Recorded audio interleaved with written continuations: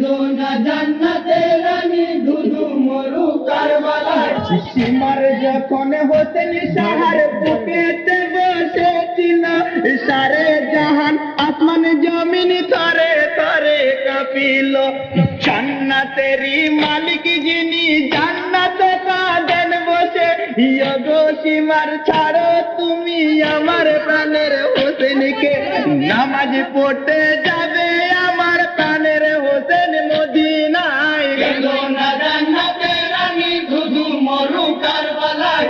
দেখিয়া জিবরিল আমিনের দুঃখে ছাতি ফেটে যায়। কেঁদো না জান্নাতে রানী ধুধু মরু কারবালায়।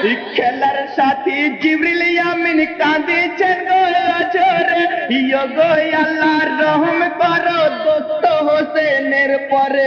সীমার পাপির খঞ্জর হতে হোসেনকে ছাড়িয়া দাও, সহ্য হয় না এত কষ্ট বুক থেকে সীমার নামাও।